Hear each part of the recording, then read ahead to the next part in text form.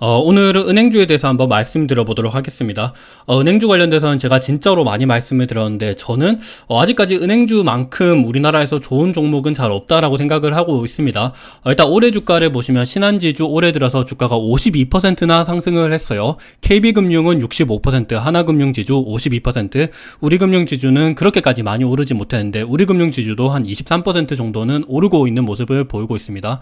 그리고 더군다나 아직까지 이게 추세가 꺾이지 않고 있는 모습을 보이고 있어요. 계속해서 올라가고 있는 모습을 보이고 있죠. 우리나라에서 올해 들어서 가장 많이 오른 산업을 보시면 은행이 가장 많이 올랐거든요. 은행이 올해 들어서 이제 ETF 기준으로 34% 올랐고, 은행을 제외한 다른 산업들 같은 경우 반도체가 올해 들어서 SK하이닉스, 한미반도체, 그리고 여러 가지 뭐 AI 반도체 기업들 주가가 많이 올랐는데도 불구하고, 그리고 삼성전자가 최근 들어서 주가가 많이 올랐는데도 불구하고 반도체는 5.81%밖에 오르지 못했습니다. 2차전지가 가장 많이 떨어졌죠. 2차전지는 마이너스 28%, 자동차랑 헬스케어 같은 경우가 한 2%랑 그리고 13% 정도 오르고 있는데, 은행이 일단 가장 많이 오르고 있어요. ETF 기준으로 34% 올랐다라 그런다면 와, 진짜로 많이 올랐죠.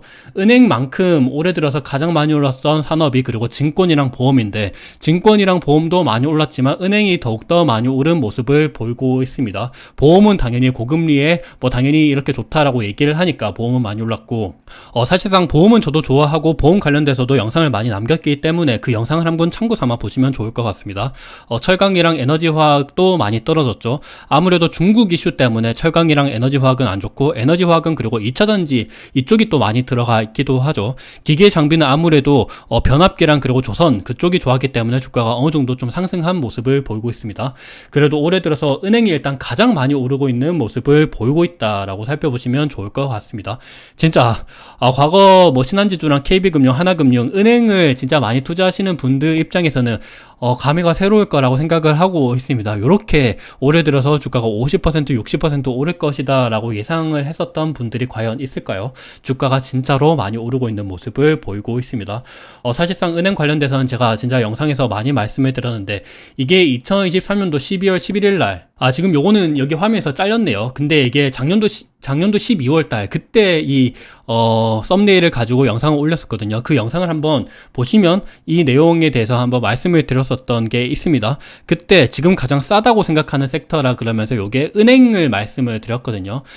그때 당시에는 은행이 주가가 많이 오르지 않았었습니다. 근데 이때 당시에도 저는 은행이 계속해서 좋다라고 말씀을 드렸었고, 그리고 이거는 2024년도 1월 7일 날 그때였습니다. 그때는 하나금융지주가 41,650원, 우리금융지주는 12,590원이었습니다.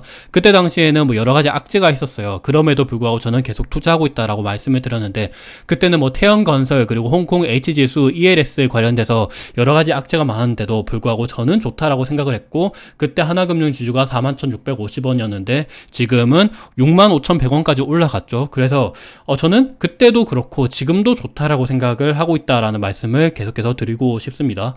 그리고 요거는 2024년도 2월 7일 날, 그때도 신한지주 44,150원, KB금융 67,600원, 주가 많이 올랐는데 그럼에도 불구하고 저는 계속해서 안 팔고 있다라고 얘기를 했는데, 그때보다 지금도 주가가 더욱더 많이 오르고 있는 모습을 보이고 있죠.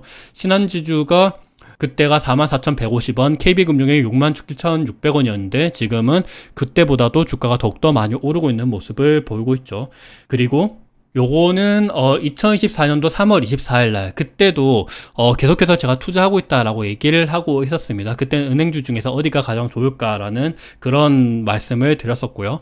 그리고 2024년도 5월 9일 날 진짜로 저는 영상을 많이 남겨놓고 있어요. 그때도 주가가 많이 올랐지만 계속 투자하고 있다라고 말씀을 드렸었어요. 그리고 2024년도 5월 30일 날, 그때도 하나금융지주, KB금융, 우리금융지주 주가가 많이 오른 거 아닌가요? 아니다. 저는 계속해서 사고 있다 라는 말씀을 드렸어요. 근데 최근 들어서 주가가 더욱더 조금 더 가파르게 오르고 있는 모습을 살펴볼 수가 있는데요. 왜냐하면 신한지주가 최근에 기업가치 재고 관련된 공시를 올렸습니다. 보시면 2017년도 타겟 ROE를 10%까지 올리겠다라는 얘기를 하고 있었고, 주주환원율을 50%까지 끌어올리겠다. 그리고 500만 주, 이게 단위가 100만 주니까 5천만 주를 감축하겠다라는 이야기를 했습니다. 향후 3조 원 이상 자사주 매입 소각을 하겠다. 그리고 2027년 말까지는 4억 5천만 주까지 감축을 하겠다라는 얘기를 하면서 주주 가치를 많이 제고를 하겠다라는 이야기를 했었습니다. 그리고 감회가 새로운 게 신한주주 이제 신한금융그룹 홈페이지를 가보시면 신한금융그룹 기업가치 제고 계획 관련돼서 국내 개인 투자자 대상 질문을 취합하고 있는 모습을 보고 있습니다. 원래는 국내 개인 투자자 관련돼서 이렇게 질문을 취합하고 그런 게 많이 없었거든요. 과거에는 기관 투자자 대상으로 이렇게 했는데 최근 들어서는 메리츠금융지주를 필두로 해서 국내 뭐 신한지주도 그렇고 우리금융지주도 그렇고 여러 가지 금융지주사들이 개인 투자자들을 대상으로 해서도 이렇게 의견을 받는 모습을 보이고 있습니다. 굉장히 긍정적인 모습을 보이고 있죠.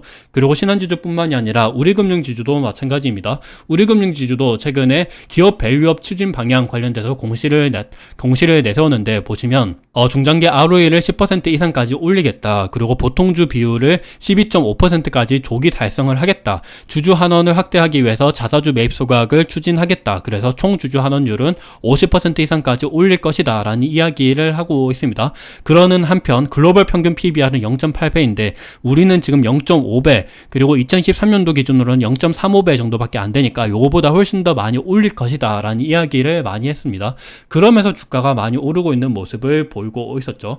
그리고 우리금융지주 관련돼서는 최근에 동양생명보험 그리고 ABL 생명보험과 같은 생보사를 인수할 것이다 라는 이야기를 많이 나타내고 있었고 그리고 더군다나 양해각서를 체결하고 있었고 실시 및 계약 관련된 협의를 진행하고 있었다라는 이야기를 하고 있습니다. 아무래도 이것 때문에 이쪽으로 M&A 관련돼서 돈을 많이 쓰게 되면 주주 환원을 위해서 쓰는 돈은 좀 줄어들 수 있지 않을까라는 시장의 우려감이 있었는데 우리금융지주는 얘네들 인수를 한다라고 하더라도 주주 환원에 대한 금액은 계속해서 돈을 쓰겠다라는 이야기를 하고 있었습니다. 보통 CET1 비율을 13% 정도 유지를 한다. 안전자본의 13% 정도까지를 유지해야 된다라는 이야기를 하고 있었는데 우리금융지주는 13%라는 틀을 깨고 10%만큼 줄어들지라도 주주환원율을 계속해서 끌어올릴 것이다 라는 이야기를 하면서 주가가 최근 들어서는 더욱더 급등을 하는 모습을 보였습니다. 우리금융지주가 최근 들어서 이렇게 갑자기 올라가는 모습을 보였죠. 그리고 신한지주도 마찬가지로 이런 공시 이후로 갑자기 주가가 더욱더 많이 올라가는 모습을 보이고 있습니다. 그래서 신한지주랑 우리금융지주를 필두로 해서 뭐 KB금융이랑 하나금융지주 지주도 최근 들어서는 그렇게까지 많이 오르지 못하고 있는데 얘들처럼 뭐 신한지주랑 우리금융지주처럼 새롭게 주주환원 정책에 대해서 공시를 때린다라 그런다면 주가가 더욱더 많이 올라갈 수가 있겠죠. 그래서 보면 요약을 해보면 이런 자본 정책에 대한 내용이 있습니다. 신한지주가 2017년도 목표로 ROE 10% 그리고 뭐 CET1 비율 13% 이상으로 하겠다. 주주 환원율을 50% 이상 하겠다. 자사주 매입 소각을 3조 원 이상 하겠다라는 이야기를 하고 있습니다. 그리고 하나금융지주도 마찬가지예요. 뭐 보면 다 주주 환원율을 50%까지 끌어올리겠다라는 이야기를 하고 있는 게 우리금융지주도 마찬가지고 하나금융지주도 마찬가지고 그리고 KB금융도 마찬가지입니다. 아무래도 요 중에서도 KB금융이랑 신한지주가 가장 자본 여력이 튼튼하잖아요. 신한은행이랑 그리고 KB은행 우리가 가장 많이 쓰죠. 그래서 자본 여력이 가장 튼튼합니다. 자본 여력이 튼튼하다라는 거는 그만큼 주주 환원에 대해서 쓸 수 있는 금액이 많다라는 거고 요 비율은 CET1 비율을 벗어더라도 우리가 또 느낄 수가 있죠. CET 비율이라는 게 안전 자본을 얼마나 가지고 있냐라는 건데 얘네들이 가장 많이 가지고 있습니다. 그래서 이때까지는 얘네들이 주주 환원을 많이 할 수 있겠다라는 생각으로 얘네들 주가가 많이 올랐었던 거이기도 하죠. 근데 우리금융지주도 최근 들어서는 나쁘지 않게 계속해서 주주 환원을 높이고 있다라는 이야기를 하고 있습니다. 그래서 저는 우리나라 은행이 굉장히 좋다라고 생각을 하고 있는 게 최근에도 제가 뭐 미국의 전 세계 글로벌 은행 1등인 JP모건 체이스 관련돼서도 말씀을 드렸지만 JP모건 체이스랑 비교했을 때도 우리나라 은행들의 CET1 비율, 보통주 자본 비율이 굉장히 높습니다. 안전 자본이 굉장히 높다라는 거고 그리고 주주 환원율을 비교했을 때도 우리나라 은행들이 JP모건 체이스보다 오히려 주주 환원율이 더욱더 높은 모습을 보이고 있습니다. 배당도 많이 주고 최근 들어서는 자사주 소각도 더욱더 많이 하고 있는 모습을 보이고 있어서 저는 충분히 우리나라 은행들도 투자하기에 있어서 나쁘지 않다라고 보고 있어요. 그래서 보면 우리나라 은행들의 4대 금융지주 총 주주 환원액을 보시면 계속해서 올라가고 있는 모습을 보이고 있죠. 2015년도부터 해서 계속 올라갔다가 요거는 2021년도 코로나 이후부터는 조금 더 가속화되고 있는 움직임이 보이고 있습니다. 내년이랑 내후년도에도 이렇게 점점 더 늘어날 것이다 라고 전망이 되고 있어요. 우리나라 4대 금융지주가 이렇게 주주 환원율을 높이는 것 뿐만이 아니라 최근 들어서는 정책적으로도 굉장히 좀 긍정적인 모습을 보이고 있는데요. 세법 개정 상세 내용이 최근 들어서 나타났었죠. 보시면 기업 경쟁력 제고를 위해서 최대 주주 등 보유주식 할증평가 폐지, 그리고 기업 상속 승계 제도 개선, 뭐 말하면 되게 어렵죠. 법인세도 이렇게 좀 깎아주겠다라는 이야기를 하고 있는 것만큼 기업적으로도 이렇게 좀 경쟁력을 제고시키려고 하는 움직임이 보이고 있고, 그리고 주주 환원을 촉진시키기 위해서 법인세 세액 공제, 그리고 배당 소득 분리 과세, 금투세 폐지, 그리고 ISA 세제 지원 확대, 이런 내용을 좀 담고 있습니다. 좀 세부적으로 보도록 할게요.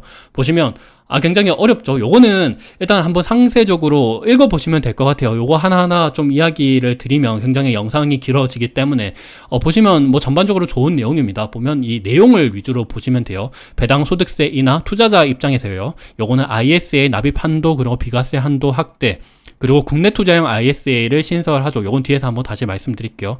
그리고 상속 관련돼서도 금투세 폐지, 뭐 최대 주주 할증 과세 제도 폐지, 뭐 여러 가지 내용을 담고 있습니다. 그리고 가장 중요한 거는 이런 내용도 중요하긴 하지만, 요런 뭐 정부가 과거에는 우리나라 은행들한테서 굉장히 규제를 많이 올렸었거든요. 과거 글로벌 금융위기 이후로 은행들은 굉장히 좀 안전자본을 많이 쌓아야 된다 그러면서 굉장히 규제를 많이 때렸습니다. 근데 최근 들어서는 그 규제를 많이 풀어주고 있는 모습을 보이고 있고, 은행들 입장에서 밸류업을 많이, 은행들 기준으로 밸류업을 많이 늘리려고 하는 움직임이 보이고 있다라는 그런 정책적인 움직임 자체가 은행들한테는 더욱더 뭐 긍정적인 모습을 펼칠 수 있지 않나라는 생각을 가지고 있습니다. 그냥 이런 정책적인 게 나오면 은행들한테 조금 좋은 방향으로 흘러가고 있다라고 생각을 해보시면 좋을 것 같다라는 모습을 보이고 있습니다. 그리고 ISA 관련돼서도 원래 기존에는 연간 납입 한도액이 2천만 원이었고, 그리고 총 납입 한도액은 1억까지였죠. 5년 연간 2천만 원에다가 5년이면 1억이었으니까 총 납입 한도는 1억이었습니다. 근데 최근 들어서는 요 납입 한도액을 늘리려고 하는 움직임이 보이고 있죠. 연납입 한도액은 4천만까지 늘리고 있고, 그러면 4천만 원 곱하기 5년 하면 2억이죠. 그래서 2억까지 비과세를 많이 늘릴 것이다. 비과세는 원래 기존에는 200만 원 한도였는데 최근에는 500만 원 한도까지 늘렸고, 그러면 비과세의 가장 긍정적인 섹터가 바로 은행이죠. 은행이 배당을 많이 주기 때문에 배당을 많이 주는 종목을 투자하기 위해서는 우리가 ISA를 투자할 수밖에 없습니다. 그러면 ISA를 투자했을 때는 배당주를 생각할 수밖에 없거든요. 그러면 은행이 더욱더 여기서 주가 상승에 대해서 추진력을 얻을 수 있지 않을까라고 생각을 해볼 수가 있습니다. 그리고 더군다나 국내 투자형 ISA라는 것도 새롭게 신설을 하는데요. 국내 투자형 ISA는 그러니까 국내 펀드나 국내 종목을 투자할 수 있는 ISA입니다. 그러면 보시면 연납입 한도가 이것도 4천만 원, 그리고 총 납입 한도액은 4천만 원 곱하기 5 하면 2억까지죠. 그러면 요 국내 투자형 ISA는 뭐 미국의 나스닥이나 S&P, 그리고 뭐 소울 미국 배당 다우존스 이런 거에 투자 못하고 우리나라 종목, 우리나라 ETF만 투자를 할 수 있으면 당연히 우리나라 ETF, 우리나라 종목에서 가장 많이 배당을 주고 안정적인 종목인 은행이 더군다나 가장 큰 수혜를 받을 수 있지 않을까라고도 생각을 해볼 수가 있을 것 같아요. 요것도 비과세 한도가 1천만 원까지니까 이 비과세를 누리기 위해서는 배당주를 투자할 수밖에 없죠. 그러면 이런 정책적인 것 자체가 우리나라 은행한테 좀 좋지 않을까라고 생각을 해볼 수가 있을 것 같아요. 그리고 더군다나 이번 3분기 그때 이제 코리아 밸류업 지수라는 게 개발이 되고 4분기에는 이 코리아 밸류업 지수가 ETF로 상장이 되겠죠. 그러면 이 코리아 밸류업 지수에 가장 합당적으로 좋은 게 바로 은행이 들어가겠죠. 이 밸류업 지수에 은행이 아무래도 가장 많이 들어가겠죠. 이 밸류업을 가장 많이 하는 종목이 은행이고, 은행뿐만이 아니라 뭐 다른 뭐 통신업도 있기는 한데 은행이 아무래도 가장 큰 수혜를 받지 않을까라고 생각을 해볼 수가 있을 것 같아요. 그래서 정책적으로도 계속 밀어주고 정책적인 것뿐만이 아니라 은행들 입장에서 계속해서 주주 환원율을 끌어올리려고 하는 그 의지 또한 충분하다라고 생각을 해보시면 좋을 것 같습니다. 그리고 은행 입장에서 이렇게 주주 환원율을 많이 높이기 위해서는 돈을 잘 벌어야 되겠죠. 돈을 잘 벌기 위해서는 은행들 입장에서 뭐 환경이 잘 받쳐줘야 되는데 환경이 잘 받쳐줄 수 있다라고 생각을 하는 게 최근 들어서 국채금리가 떨어지고 있습니다. 근데 과거에는 국채금리가 떨어지면 NIS나 NIM이라고 하는 예대금리차 그리고 순이자 마진이 줄어들어서 안 좋다라는 과거에 그런 생각이 많았죠. 근데 역사적으로 보면 국제금리가 떨어지든 뭐 기준금리가 떨어지든 상관없이 NIM이 떨어져도 은행들은 계속해서 돈을 잘 벌고 있었는데요. 왜냐하면 사실상 국제금리가 떨어지면 요거는 일단 사실이긴 해요. 잔액 NIS 그러니까 예대금리 차가 계속 줄어들면 은행들 입장에서는 당연히 이 마진을 통해서 돈을 버는데 이 마진이 줄어든다는 거는 은행들한테 안 좋은데, 그럼에도 불구하고 우리가 생각을 해보면 대출 금리가 줄어들면 그만큼 대출을 하고 싶어 하는 수요가 늘어날 수밖에 없습니다. 그러면 P가 줄어든다라고 하더라도, 마진이 줄어든다라고 하더라도 그만큼 대출의 수요가 늘어나서 Q가 늘어날 수가 있다는 거죠. 그러면 총 이익은 늘어날 수밖에 없습니다. 요거는 은행이 지난 10년간 꾸준히 신한지주의 뭐 이익을 보시면 꾸준히 이익이 늘어났었던 거를 배경으로 한번 그게 증명이 된다라는 거죠. 그래서 금리가 떨어지면 오히려 은행들한테 좋을 수가 있다라고 생각을 해보시면 좋을 것 같습니다. 그래서 최근 보면 금리가 떨어지더라도 미국 기준으로 나스닥이 조정을 많이 받더라도 JP모건 체이스와 같은 아니면 뱅크 오브 아메리카와 같은 은행들은 주가가 오히려 계속해서 올라가고 있는 모습을 보이고 있었습니다. 얘들은 오히려 주가 조정을 많이 받지 않고 있어요. 그래서 금리가 떨어진다라고 하더라도 은행들한테 그렇게까지 뭐 이익에 있어서 큰 타격을 받지 않는다라고 여기서 한번 확인을 해볼 수가 있죠. 그리고 더군다나 금리가 이렇게 떨어지면 부동산을 자극을 할 수가 있습니다. 보시면 최근에 아파트 매매 가격 주간 변동률 기준으로 서울이 보면 이렇게 치고 올라오고 있는 모습을 보이고 있죠. 더군다나 세부적으로 보면 송파 헬리오시티, 그리고 고덕 구라시움, 그리고 마곡 엠벨리, 그리고 마포 레미안 푸르지오, 얘들의 매매 거래 가격이 계속해서 올라가고 있는 모습을 보이고 있습니다. 부동산 가격이 올라가면 더군다나 보시면 거래량도 이렇게 2014년도가 이렇게 올라가고 있는 모습을 보이고 있죠. 참고로 이거는 전국이어서 이거는 지방까지 포함인데 서울은 2012년도, 2013년도 그리고 평균 그 거래량을 뚫고 올라가고 있는 모습을 보이고 있는데요. 거래량이 올라가고 가격이 올라간다라는 것은 그만큼 대출 수요가 올라간다라는 거죠. 은행들 입장에서는 당연히 요거에 따라서 이자를 받을 수 있고 수수료를 받을 수 있기 때문에 긍정적이라고 해석을 해볼 수가 있습니다. 그리고 청담 리엘 조합, 그리고 요즘에 조합원들이랑 그리고 시공사들 간에 극적 합의가 많이 일어나고 있는 모습을 보이고 있는데요. 이렇게 극적 합의가 일어나고 있다는 게 부동산이 가격이 다시 올라가고 있다. 그리고 합의가 되면 당연히 은행들한테도 얘네들로부터 수수료랑 이자를 받을 수 있기 때문에 긍정적이다라고 해석을 해볼 수가 있죠. 뭐 현대건설도 마찬가지예요. 이렇게 재건축 조합이랑 공사비에 대해서 합의를 이렇게 하고 있는 모습을 보이고 있고, 뭐 왕십리 재개발 뭐 얘들도 마찬가지요. 보시면 대우건설이랑 그리고 성동구 행당 뭐 재개발 조합이랑 합의를 하고 있고요. 그리고 합의를 하면 당연히 정부 입장에서는 부동산 가격이 올라가면 표시임을 좀 잃을 수가 있거든요. 그래서 가계대출을 다시 조이자라는 이야기를 하고 있습니다. 은행들은 그래서 뭐 이렇게 뭐로 가든 도로 가든 좋은 거예요. 부동산 가격이 올라가면 가계대출을 오히려 올립니다. 왜냐하면 부동산을 자극을 할 수 있기 때문에 부동산 자극을 하지 않기 위해서는 대출 금리를 올리는 거죠. 대출 금리를 올리면 당연히 얘네들한테는 좋은 거예요. 그만큼 돈을 많이 벌기 때문에. 금리가 올라가도 좋고 금리가 떨어져도 좋다. 금리가 떨어져서 부동산 가격이 올라가면 은행들은 더욱더 좋다. 그냥 이렇게 해도 좋고 저렇게 해도 좋다. 그리고 더군다나 정부 정책적으로 밸류업 프로그램이라는 걸 만들면서 은행들의 규제를 많이 풀어주고 있다. 이렇게 해서도 좋고 그냥 다 좋다라고 생각을 저는 그렇게 하고 있습니다. 근데 저는 여기서 얘기를 드리는 게 증권사나 새마을금고와 같은 아니면 저축은행 얘네들을 말하는 게 아니에요. 4대 금융지주, 신한지주, KB금융, 하나금융, 그리고 우리금융, 얘들 자본 건전성이 튼튼한 얘네들을 말씀드리고 있는 겁니다. 그래서 최근 들어서 보면 국민은행 같은 경우도 금리를 0.2%씩 올리고 있고, 신한은행도 0.05%씩 올리고 있고, 뭐 우리은행도 가계대출 금리를 추가 인상할 계획이고, 뭐 이런 모습을 보이고 있다는 것 자체가 은행들한테 좋다라고 살펴보시면 좋을 것 같습니다. 그리고 더군다나 금리가 떨어지면 또 좋은 점이 은행들 입장에서 사실 은행들은 미국이나 아니면 뭐 유럽 쪽에 상업용 부동산 그리고 뭐 해외 부동산 이쪽으로 투자한 게 그렇게까지 많지 않은데 투자하더라도 선순위 대출권으로 좀 투자하고 있습니다. 그럼에도 불구하고 금리가 떨어지면 상업용 부동산 가격 지수가 최근 들어서 다시 반등을 하고 있고 바닥을 다지고 있는 모습을 보이고 있죠. 이쪽으로 투자했었던 게 어느 정도 충당금을 많이 쌓았던 게 그 충당금 환입이 될 수가 있거든요. 그래서 그런 것들도 어찌 보면 좀 좋지 않나라는 생각을 하고 있습니다. 미국도 마찬가지고요. 유럽도 마찬가지입니다. 유럽도 이게 잠시 너무 확대가 됐네. 유럽도 보면 최근에 바닥을 다지고 올라가고 있는 모습을 보이고 있어서 이것도 어찌 보면 좀 긍정적으로 해석할 수 있지 않나라는 생각을 하고 있습니다. 요거 관련돼서 충당금을 많이 쌓았는데 이 충당금이 환입이 될 수가 있거든요. 그리고 미국의 은행들이랑 비교했을 때도 우리나라 은행들이 나쁘지 않다라고 생각을 하는 게 보시면 잠시만요. 보시면 우리나라 은행들이 PBR 기준으로 한 0.5배, 0.5배 채 안 되는 곳들도 많아요. 하나금융, 우리금융은 뭐 0.4배, 0.35배밖에 안 되죠. KB금융 신한지주도 0.52배, 0.56배밖에 안 됩니다. 근데 미국의 웰스파고, 그리고 JP모건 체이스, 시티은행, 뱅크 오브 아메리카, US 뱅크오프 얘들 같은 경우는 기본적으로 1이 넘습니다. 그래서 굉장히 우리나라 은행들이 저평가를 받고 있다라는 것도 사실이고, 주가가 많이 올라왔지만 저평가를 받고 있습니다.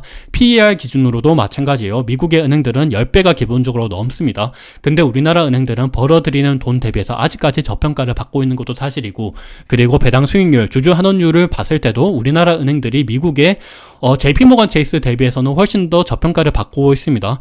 뱅크 오브 아메리카, 웰스파고, 시티은행 얘네들은 높기는 한데 그래도 우리나라 은행들이 보면 주가가 많이 올라오지 못한 것도 사실이긴 하거든요. 그리고 번외적으로 미국의 은행들은 조금 IB 쪽으로도 투자를 많이 하고 있습니다. IB 쪽으로 투자를 많이 하고 있다는 거는 그만큼 포트폴리오가 다양하다라는 거고, 근데 말이 좋아서 포트폴리오가 다양한 거지, 금리가 높을 때는 IB, 기업들 입장에서 IPO를 많이 안 하고 자금 조달이 어렵잖아요. 그러면 IB 쪽의 수익이 저해될 수밖에 없습니다. 근데 반대로 우리나라 은행들은 예대 마진을 통해서 대부분 그 포트폴리오가 그쪽으로 형성이 되어 있는데, 지금과 같은 상황에서, 고금리 상황에서는 오히려 얘네들이 좋다라고도 생각을 해볼 수가 있죠. 이런 점에 있어서도 저는 우리나라 은행이 나쁘지 않다라고 생각을 하고 있습니다. 최근 들어서 JP모건 체이스와 같은 미국 은행들에 대해서 다뤄봤는데 우리나라 은행들도 나쁘지 않습니다. 저는 작년도부터 해서 꾸준히 이렇게 말씀을 드리고 있어요.